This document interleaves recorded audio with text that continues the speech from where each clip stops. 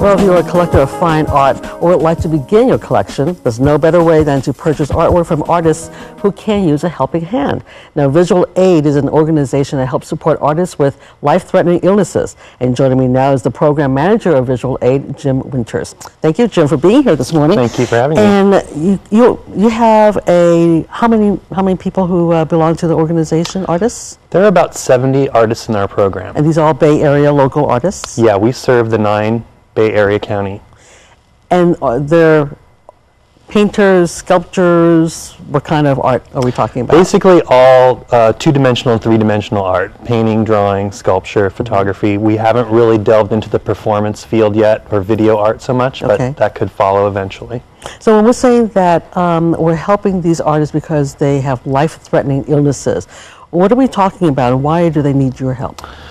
Well, basically, Visual Aid was started about 20 years ago as a direct result of the AIDS pandemic, and it was a time when artists literally couldn't afford to buy art supplies and pay medical bills. So a group of people got together and started the organization, and then during the intervening years, we've expanded the program to serve artists with any kind of life-threatening illness. And basically what we do is we have a voucher program where every 6 months artists can apply for vouchers, and so we give out grants in the form of the vouchers that they can use at the art supply stores in the 9 Bay Area. Excuse me, I mentioned that. The 9 County Bay Area. Right. And we also have an extensive exhibition program. We mount about 15 shows per year. And we have an art bank with free art supplies where the artists can come in and they can get all their basic materials. And so what you're doing is really helping them keep alive their artwork and a way of being able to continue with their work.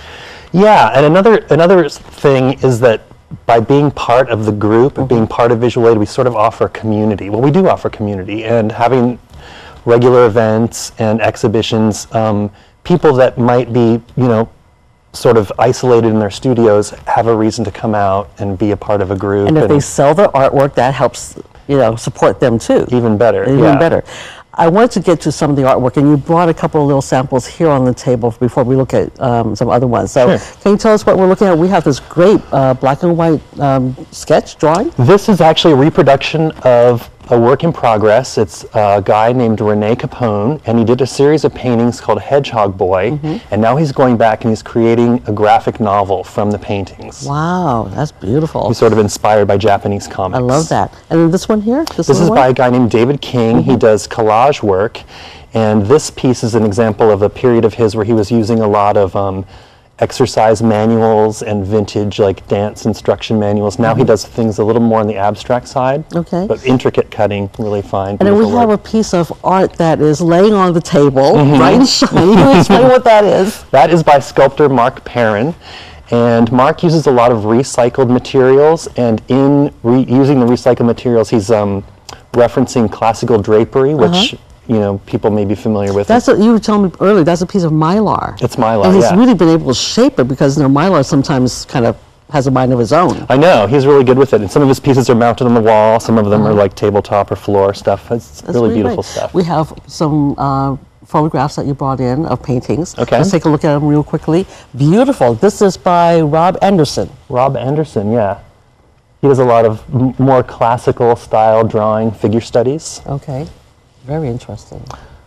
Really great artist, Michael Beck, hyper-realist, a lot of still lives, and he also likes to paint objects that might be forgotten, old toys, things like that. The bold colors, I really like that boldness. This is an artist named Ro, and a lot of her work is about her Filipino heritage. This is a collage by her. Yeah, I can see family portraits and kind of ethnic meaning for her in the background. Okay, and next one? This is Veronica Rojas, and... No, is this 2 pieces or 1 piece? It's a diptych, it's 2 pieces. Okay. She's working with this slug and snail imagery, and she likes to work on Mexican amate paper. Interesting, wow. Okay, and the last one, this is bright.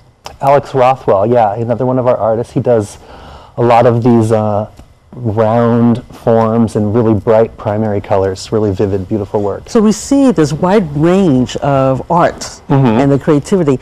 I'm assuming that sizes go from the kinds that we have here on the tabletop, small to large hangings? Very large, yeah. A lot of pieces are, well, almost mural size, I guess. Wow, great. So people can come to your office. Now, I know you said that you have gallery shows throughout the year, but people can actually drop by your office in San Francisco and kind of take a look at samples of some of the art that would be available? Yes, we have revolving shows in our office, in our gallery space throughout the year. We change that about 3 times a year. And as I said, we have an application program every 6 months. Artists who are interested in applying can submit slides, letters of reference, and become one of our artists. Well, we'll have information up on screen. People will know how to contact you. Hopefully they're interested in some of the artwork that we showed. That'd be and great. then also, if they know of anyone that needs your help, they can refer them to you. Thank you very much for being here. And we still have ahead on Bay Area People, Creative Holiday Art by Homeless Children. Stay with us. We'll be right back.